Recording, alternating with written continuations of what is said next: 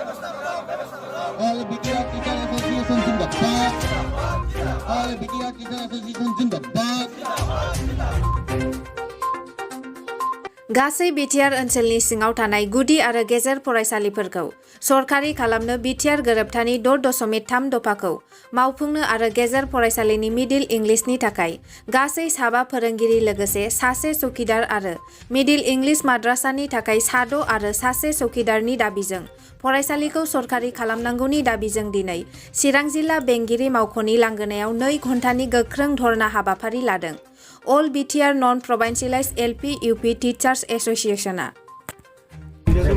আজি চিৰাং জিলাৰ ফ্ৰেণ্ডশ্বিপ প্ৰাংগণত all BTR non provincialise LP UP teacher এছ'চিয়েশ্যনৰ উদ্যোগত আমি আজি ইয়াত উপস্থিত হৈছোঁ। লগতে আমাৰ সাংবাদিক বন্ধুসকলক ইয়াত উপস্থিত হোৱাৰ কাৰণে আমি অভিনন্দন জ্ঞাপন কৰিছোঁ।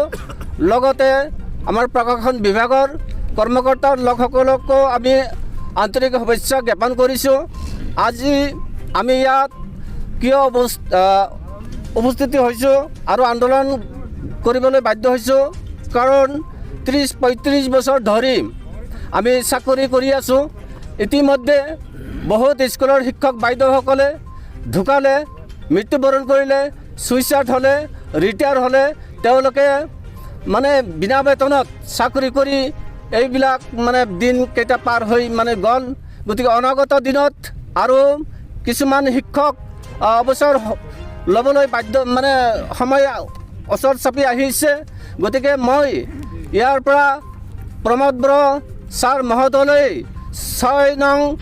6.3 নং দফা অতি শীঘ্ৰে কাৰ্যকাৰী কৰি আমাক নিযুক্তি পত্ৰ প্ৰদান কৰি সকলো শিক্ষক বাইদেউসকলক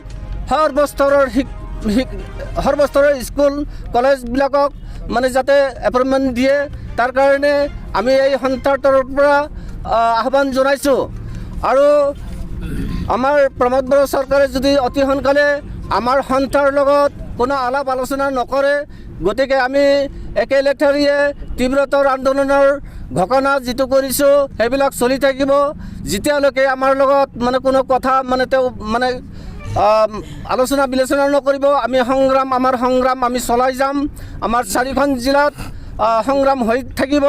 ইতিমধ্যে কোকৰাঝাৰ জিলাত পৰহি মানে কিবাবিলাক হ'ল। গতিকে আজি আমি চিৰাঙত লৈছোঁ। অহা 22 তাৰিখত আমি ওদালগুৰিত কাৰ্যসূচী মানে লৈছোঁ আৰু অহা 25 তাৰিখত BTC ছেক্ৰেটাৰী অফিচৰ সন্মুখত আমি তীব্ৰতৰ আন্দোলন গঢ়ি তোলাৰ কাৰণে আমি প্ৰস্তাৱ লৈছোঁ।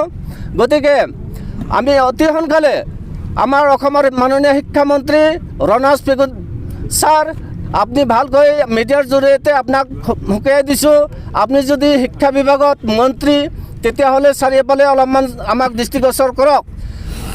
যদি আমাক দৃষ্টিগোচৰ নকৰে, অল বিটিআৰ চুক্তিত যিটো মানে 6.3 নং দফা যিটো আছে সেইটো সোনকালে কেন্দ্ৰীয় চৰকাৰ, ৰাজ্য চৰকাৰ আৰু BTC চৰকাৰ ত্ৰিপাক্ষিক যিহেতু স্বাক্ষৰ হৈছিল, সেই স্বাক্ষৰ মতে আপোনালোকে অতি সোনকালে আমাৰ দফাবিলাক কাৰ্যকাৰী কৰক।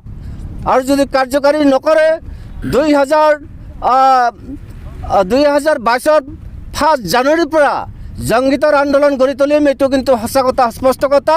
গতিকে আপোনালোকক 15 দিন সময় দিছোঁ। 15 দিনৰ সময়ত যদি আপোনালোকে আমাৰ লগত আলোচনা বিলোচনা নকৰে, গতিকে জংগীতৰ আন্দোলন হ'ব। তাৰ কাৰণে দায়ী আপোনালোকেই হয়, কিয়নো আপোনালোকক ভোট প্ৰদান কৰি দি পেলাই আপোনালোকে মিছা কথা কৈ পেলাই আমাক এই জনসাধাৰণৰ পৰা ভোটটো লৈ মানে মন্ত্ৰিত্ব কৰি আপোনালোকে মানে এতিয়া আমাৰ ফালে দৃষ্টি আকৰ্ষণ একো কৰা নাই। গতিকে এইখিনিয়ে মই মানে আমাৰ তৰফৰ পৰা এইটো কৈছোঁ। এতিয়া আমাৰ স্পীকাৰ আছে নুৰজামাল শ্বেখ, তেখেতক মানে তেখেতে ক'ব আৰু লগতে আমাৰ ভৱৰঞ্জন বড়োভাষা দি ক'ব। গতিকে মই আপোনালোকক মানে ধন্যবাদ জ্ঞাপন কৰি মই এইখিনি কৰিলোঁ। তথা আমাৰ সকলো শিক্ষক শিক্ষয়িত্ৰী আৰু প্ৰশাসন বিভাগ চিৰাং জিলাক আমি ধন্যবাদ জ্ঞাপন কৰিছোঁ। তো আজি আমি 2 ঘণ্টা অৱস্থান ধৰ্মঘট কাৰ্যসূচী পালন কৰাৰ মূল উদ্দেশ্য হৈছে BTR চুক্তিৰ 6.3 নং দফা অনুযায়ী বিটিআৰ অঞ্চলৰ সৰ্বস্তৰৰ বিদ্যালয়সমূহ প্ৰাদেশিকৰণ কৰাৰ এটা চৰ্ত। গতিকে এই গোটেইখিনি স্কুল কলেজ যি আছে বিটিআৰ অঞ্চলত গোটেইখিনি অতি শীঘ্ৰে প্ৰাদেশিকৰণ কৰাৰ কাৰণে আমি চৰকাৰক দাবী জনাইছোঁ। দ্বিতীয়তে নিউ এডুকেশ্যন পলিচি 2022 চনৰ 1 এপ্ৰিলৰ পৰা আৰম্ভ হ'ব। গতিকে তেতিয়া আমি ইতিমধ্যে যিবিলাক যোগ্যতা অৰ্হতা আমি অৰ্জন কৰিলোঁ, DLED কৰিলোঁ, 50% কৰিলোঁ, নিউ এডুকেশ্যন পলিচি আৰম্ভ হ'লে আমাক আৰু নতুনকৈ কিবা কিবি ডিপ্ল'মা ল'ব লগা হ'ব। গতিকে এই নিউ এডুকেশ্যন পলিচি আৰম্ভ হোৱাৰ আগতে আমাৰ সৰ্বস্তৰৰ বিদ্যালয় যিমান কৰ্মৰত শিক্ষক শিক্ষয়িত্ৰী আছে, যিখিনি যোগ্যতা অৰ্হতা আছে, এই অৰ্হতাৰ ভিত্তিতে আমাক এপইণ্টমেণ্ট দিব লাগে। লগতে আমাৰ ভেঞ্চাৰ বিদ্যালয়ৰ ছাত্ৰ ছাত্ৰীসকলে চৰকাৰী বিদ্যালয়ত যেনেদৰে চৰকাৰী স্কুল বেগ, চাইকেল আৰু ইউনিফৰ্ম দিয়ে, এই ছাত্ৰ ছাত্ৰীসকলক ভেঞ্চাৰ বিদ্যালয়ত অধ্যয়ন কৰা ছাত্ৰ ছাত্ৰীসকলকো বিনামূলীয়া চাইকেল, ইউনিফৰ্ম আৰু স্কুল বেগ দিয়াৰ বাবেও আমি দাবী জনাইছোঁ। তো এইখিনিত আমি প্ৰমোদ বড়ো চৰকাৰক আমি অনুৰোধ জনাইছোঁ। প্ৰথমতে এতিয়ালৈকে আমি অনুৰোধ জনাই আছোঁ যে কি আপুনি নিজে কৈছিল বিটিআৰ নিৰ্বাচনৰ আগত যে আপোনালোকৰ কামখিনি হৈ গ'ল, ফাইলত আছে, দ্ৰুত গতিত কৰি আছোঁ। গতিকে এই দ্ৰুত গতিত কৰি থাকিলে ইমান দিনে আমাৰ কামখিনি হৈ গ'ল হয়। আৰু এটা হাই পাৱাৰ কমিটিৰ কথা কৈ থাকে প্ৰমোদ বড়ো ছাৰৰ লগত দেখা কৰিলে।